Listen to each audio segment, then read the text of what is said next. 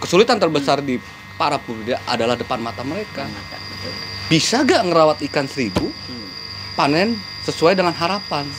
Dengan harapan sesuai dengan teori mereka di atas kertas. Iya, kebanyakan teori di atas kertas, hasilnya beda. Coba itu dulu. Kebanyakan. Coba itu dulu. Pasar secondary lah kedua. Ya, dan kebanyakan yang saya terima juga kan banyak petani lele yang udah gulung tikar. Gulung terpal kayaknya. Gulung terpal, ya, gulung terpal bukan gulung tikar sobat. Gulung terpal. Jadi gulung terpal tuh karena apa tuh Mas Bayu? Ya, itu mungkin kondisi budidayanya tidak bagus. Budidaya. Dia tidak bisa melakukan budidaya seperti apa yang diinginkan. Ya, betul. Jadi kalau di makhluk hidup itu 1 tambah 1 nggak mungkin jadi 2. Iya. Bisa jadi 0. Bisa jadi 0. Nah, kita bikin, makanya saya bilang kesulitan terbesar mereka ada di diri mereka, di depan mereka. Oke. Dia gimana caranya 1 tambah 1 bisa jadi 2 gitu loh. Jadi belum jadi 2 aja sudah memikirkan masalah pasar. Iya. Gitu. Sudah memikirkan masalah untung seperti video saya sebelumnya itu. Nggak boleh, jadi fokus langsung ke budidayanya, jangan mikirin untung dulu. Betul.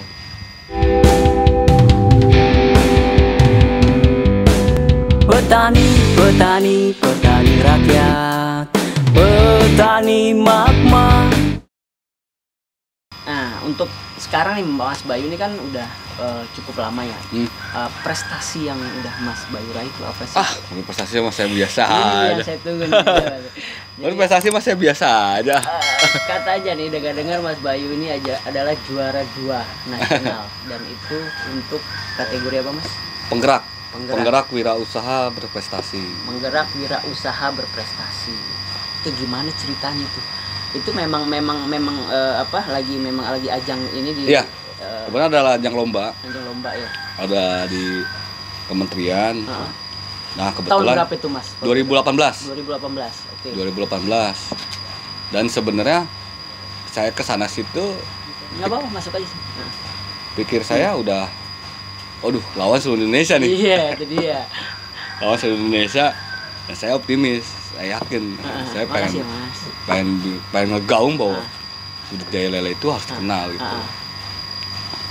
Lawan saya seluruh Indonesia dari Sabang sampai Merauke kali ya. Itu kemarin tuh waktu pas acara lomba itu. Itu kebetulan berarti udah 2014, udah 4 tahun ya Mas? 2018 sudah 4 tahun. Udah 4 tahun. Dan udah berapa kolam waktu itu tuh? Total yang saya bawa itu buat di presentasi itu 420 kolam. Luar biasa 420 sobat. kolam. Apa yang 420 itu jumlah total dari semua mitra, Pokdakan. Nah, itu mitra dan Pokdakan. 420 loh dalam waktu 4 tahun. Itu karena Mas Bayu fokus dalam usaha budidaya lele pada saat itu kan. Saya fokus di usaha budidaya ikan lele. Gitu. Dan itu pun yang termasuk saya optimis. Saya bawa apa sih namanya, teman-teman rekan-rekan itu belakang saya ini pasukan ikan semua gitu loh. Ya. Walaupun logikanya kita lawannya besar-besar itu, UKM gede itu, UKM besar. Dan alhamdulillah di situ ternyata juri juga sangat apresiasi. Dan sistem penilaiannya pada saat itu gimana itu? Maksudnya dalam hal apa sih sistem penilaian? Pertama, banyak aspek, dan itu pun yang saya jelas, yang mungkin yang saya masih inget ya, itu tentang dampak sosialnya juga. Apa track record kita juga ini awal muasal dari mana sih gitu loh.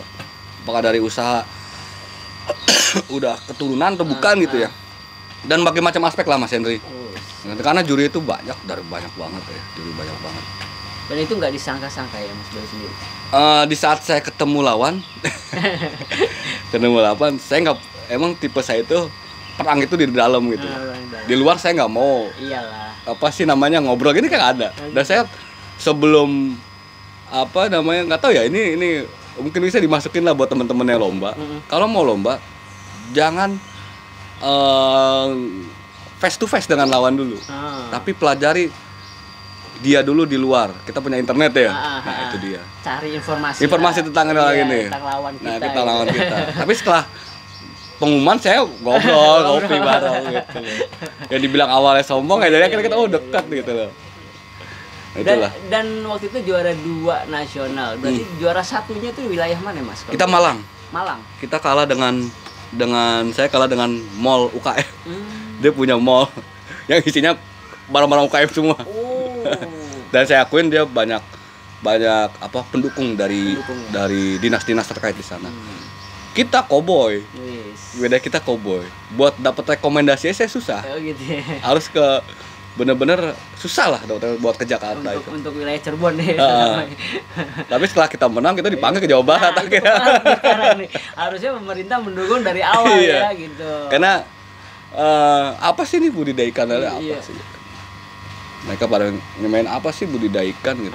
Tapi itu semua maksudnya yang di situ tuh nggak cuma ikan lele. Oh enggak, ikan hanya saya loh. Oh ikan nama. Ikan hanya saya. Dia kata-kata karena penggerak itu sisi penggerak. Kalau beda dengan wirausaha mudanya, ikan personal. Kalau penggerak kan dia bisa ngegerakin teman-temannya gitu yang buat usaha, melakukan usaha. Biasanya rata-rata mereka UKM yang benar-benar didompleng oleh dinas-dinas terkait. Iya. Sedangkan saya koboi. Benar-benar ya. Kalau memang kita ada punya niatan, memang udah istilahnya sepak terjang kita udah bagus, ya kenapa enggak kita coba. Iya, kita coba. Gitu. Dan saya udah mengantongin kalau ini mah saya sudah cukup amunisi gitu. Iya, justru dari situ terdongkrak ya nama apa dulu Belawa ya. Ya, Belawa Salvis. Sekarang Salvis Farm. Karena yang penting kualitas yang kita jaga kualitas. Itu dia. Nah, sampai saat ini Mas Bayu ini punya berapa banyak mitra? Aduh, terakhirnya segitu ya. Segitunya segimana nih? Itu terakhirnya 2018 tuh 420. 420. Nah, sekarang udah lebih ya. Udah saya tuh sampai sehari itu nggak bikin saya bisa kelilingin semua. Kayak kemarin saya contoh sehari yang lalu ini kebetulan makma telepon saya itu lagi di jalan ya. Itu saya habis keliling dari mitra. Dan itu hanya baru bisa berapa titik. Gitu loh.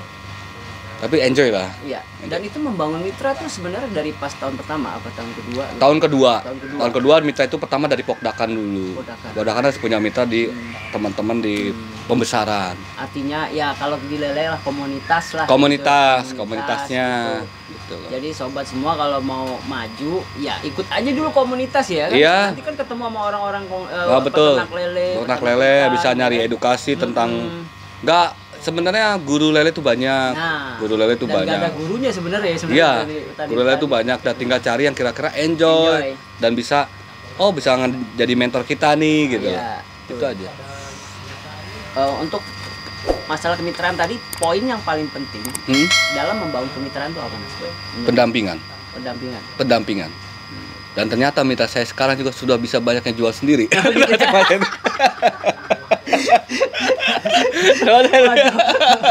Jadi, termasuk penari bakwan ini saya jual sendiri.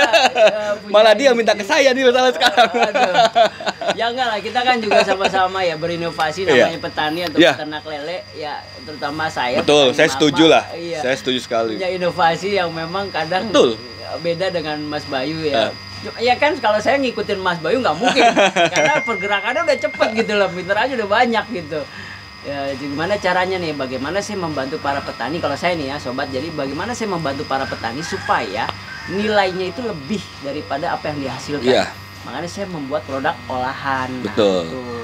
Artinya masih bisa membantu lah buat sobat semua. Nah, pengen saya sih gitu, kita membangun kemitraan sama-sama, baik yang di Jakarta ya, di Cirebon semua ya kalau bisa bersatu lah, karena namanya petani lele ya kita membutuhkan ya satu sama lain. Ya sebenarnya di kesulitan tadi pertanyaan itu yang dibilang oleh Mas Henry tadi, pendampingan. Jadi kadang-kadang ada orang jual benih, sok jual benih aja. Ya betul, benar. Jadi tidak ada pendampingan nih kalau ada kendalanya apa-apa. Jadi ya pada saat bisnisnya doang gitu mungkin. Iya, betul. Dibisnisin gitu kan, tapi nggak mau ngedampingin. Iya. Gitu. Nah, kalau kita kan mikirnya jangka panjang. Betul. Gimana si rekan kita, mitra kita itu bisa ngambil benih lagi di esok hari atau di kemudian hari. Betul. Dan salah satu yang kesulitan terbesar dalam kita budidaya lele adalah mencari benih ketika lagi masanya lagi susah. Iya, betul. Nah, ini yang lagi saya pengen angkat di sini. Boleh. Jadi gini, beberapa bulan terakhir ini karena faktor cuaca ya Mas Bayu, itu benih lagi pada susah. Nggak cuma dari Mas Bayu doang ya masalah ini. Semua mitra juga lagi susah gitu. Bagaimana cara supaya pemula nih mengatasi ketika lagi ada kesulitan di memasok benih? Artinya dia biar siklus panen itu tetap jalan. Ya sebenarnya saya pribadi juga alam itu nggak bisa diitin ya. Nggak bisa ya. Nggak bisa. Kecuali kita punya ya itu dia. Saya mau majuin lagi teknologi lagi. Lagi kita mau pakai sistem indoor. Indoor iya, adalah iya, solusi terbaik di hatchery gitu loh. Iya, betul. Jadi suhu bisa diatur, Betul. tapi dalam tanda kutip ya saya yakin modelnya akan lebih besar. Iya. Dan itu kalau nggak salah udah ada ya yang melakukan itu ya? Sudah ada. Sudah banyak yang melakukan itu. SIP indoor lah. Iya, indoor. Itu tidak akan mempengaruhi posisi alam. Iya. Alam itu bisa diantisipasi. Diantisipasi betul dibuat gitu. Di-create lah sama kita jadi. Iya, dengan teknologi tentunya. Nah, itu teknologi. lagi balik lagi petani milenial ya harus bisa mengikuti eranya. Jadi Teknologi. kita bisa menggunakan teknologi baru yang saat ini bisa menanggulangi hal-hal seperti tadi gitu yang Mas Bayu bilang. Betul. Ya. Bella Salvage sekarang sudah ikon pokdakan. Pokdakan ya. Sudah punya pokdakan. Pokdakan. Sama aja sebenarnya. Hmm. Kalau saya pribadi sudah berubah jadi Salvage Farm. Kenapa berubah? Berubahnya ternyata ada komoditi lain di kita. Jadi sobat, jadi ini Mas Bayu nih udah lagi ngeriset nila dan berhasil ya Mas Iya, Bayu ya. iya. Nah rencananya ntar juga jadi ini juga nih olahan juga ya. Kita nilainya top. Iya, nilainya juga kualitasnya tentulah. Kita percaya Mas Bayu ini bukan pemula ya, istilahnya udah profesional. Jadi otomatis apa yang dia lakukan pasti ada nilai lebih. Ya itu dia, dari lele kita aja kualitas, Iya, ya kan? betul. Dagingnya semuanya. Nah, Mas Bayu juga udah bergerak ke nila, ya kita nggak tahu sih kapan ya, apakah tetap lele atau nanti juga nilai. Oh tetap, lele tetap jalan. Soalnya tetap jalan. Lele Karena tetap pokdakan jalan. kita tetap lele. Oh, tetap lele ya sebenarnya. Pokdakan kita tetap lele. Cuman di Salvage Farm sendiri, saya pribadi pengembangan lagi di nila. Oke. Jadi untuk kualitas tetap tidak ada yang dikurangin, malah melakukan riset terus buat lele juga ya. Nah kita suka berkomunikasi dengan balai penelitian juga. Kalau ada pengembangan dengan varian terbaru, strain terbaru kita ngikutin. Iya, betul. Gitu. Jadi lele tidak ditinggalkan. ditinggalkan. Tetap ada pokdakan. Karena kalau kata orang Cina tuh ya bisnis yang awal kita udah bangun yang bisa membawa kita itu jangan ditinggalkan. Iya, jangan tinggalkan. Kita tidak tinggalkan lele. Iya. Nah, ada 3 pertanyaan lagi terakhir buat Mas Bayu nih. Jadi benar nggak sih petani lele itu bisa kaya atau untung besar? Jelas bisa. Bisa. Tergantung cara manage tadi ya. Cara manage, Nah, quantity. Jelas semua usaha itu dari umur bayi dan dia akan jadi dewasa. Itu adalah sifat-sifat apa ngerangkak dan lain-lain lah ya. Bisa, kenapa nggak bisa? Oh, bisa tuh. Usaha yang lama dalam arti tidak akan mendapatkan margin atau profit yang besar. Iya, modalnya besar ya. Ya, iya tetaplah bertahap. Iya, bertahap. Orang yang Kalau bisa menghargai bertahap ya, berarti orang jangan yang langsung menghargai gede gitu. proses dan sabar, saya yakin akan sukses. Nah, itu.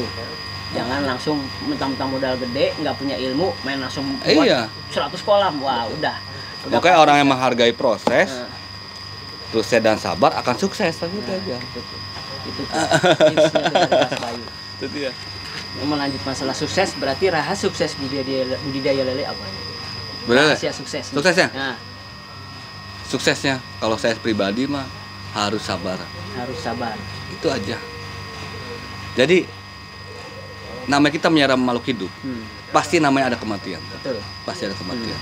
Tapi kalau sudah kita tahu cara menanggulangi, kedepannya periode selanjutnya atau siklus selanjutnya pasti bisa ditanggulangi. Itu aja sebenarnya. Siap. Tinggal Jadi sukses itu bukan modal besar. Betul. Sukses itu sabar. Sukses itu bukan modal besar, tapi sukses itu sabar. Sabar. Itu dia.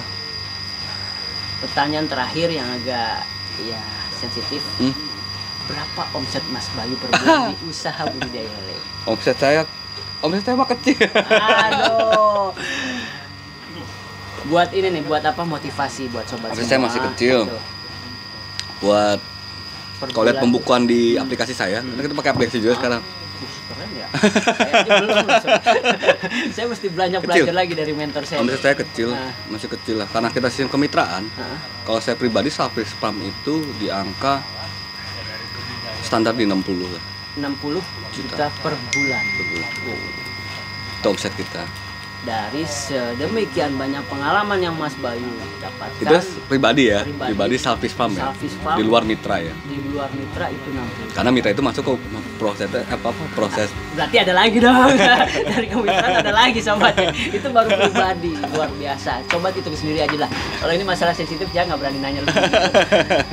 Tapi minimal buat sobat semua termotivasi lah ya yang mau budidaya lele pikir-pikir dulu karena harus fokus seperti yang Mas Bayu bilang, harus sabar karena kuncinya itu. Kalau memang nggak punya kemitraan yang kuat atau mungkin yang ngurus lele kita yang benar-benar, ini kan nggak usah gitu, nggak usah terjun. Benar nggak? Yang penting ilmu yang paling besar itu pengalaman. Iya. Jadi pengalaman tuh paling besar lah, karena itu langsung melekat di kita. Kita sudah tahu cara budidaya seperti ini akan melekat. Dan itu tinggal berikan perbaikan. Dan hasil tambahan, hasil uji saya kemarin pas saya riset di auto feeder, kemudian di sistem kolam yang saya gunakan SOP saya itu menghasilkan 0,85 FCR-nya. Jadi pembudidaya ada yang ngomong bahwa busit 1:1. Lele itu enggak. Kan kalau FCR, maaf sorry saya potong. Kalau FCR kan kalau di bawah 1 makin bagus kan? Iya, katanya ada orang ngomong bahwa busit, bahwa bohong budidaya lele itu FCR-nya di bawah 1. Tapi kalau rekan-rekan bisa sini saya buktikan bahwa FCR lele itu di bawah 1. Dan udah direset ya. Udah. Punya buktinya. Dan punya buktinya. Dan ada juga saksi-saksi lain di luar gitu lah. Iya. Udah pastilah mitra-mitra kita pasti kan pengen tahu gitu kan. Yang penting itu tadi, di satu budidaya kita sudah tahu. Berarti saya bisa kategorikan Mas Bayu ini semua segmentasi usaha di... Enggak juga. Olahan kan punya magma. Bukan ada pemasaran juga, pasar gitu kan. Ya kalau pemasaran tetap. Iya. Tapi kita nggak sampai ke olahan. Iya. Olahan. Ya itu sih kita bagian yang dikit lah supaya nggak ini. Kalau kita sampai ke pasar. Ya. Kita punya divisi distribusi, punya divisi retail. Retail kita punya. Ya, dalam arti gini, sebenarnya bukan Mas Bayu bisa menguasai semua segmentasi usahanya, cuman karena Mas Bayu udah punya beberapa divisi ya. Iya, beberapa divisi. Jadi semua kepegang. Tetap aja bagi rezeki sebenarnya Mas Bayu ya. Iya, bagi rezeki lah. Oke Mas Bayu, aduh thank you banget. Nih, saya ngopi dulu sebentar. Iya. Itulah obrolan kita sama Mas Bayu Pramulyawan. Nah itu ada super aerator tuh kalau mau lihat. Ini nanti katanya keliling. Kita akan keliling. Kita akan keliling. Ayo. Tuh Pak Mat, super aeratornya udah ada. Ini terima kasih sebelumnya Mas Bayu. Iya siap. Obrolan kita Siap. yang santai ini. Buat sobat semua, semoga terinspirasi ya. Jangan lupa like, comment, share, dan subscribe. Kita lihat langsung kolam-kolamnya dari Salvis Farm. Ayo mandiri bersama petani magma, kita cinta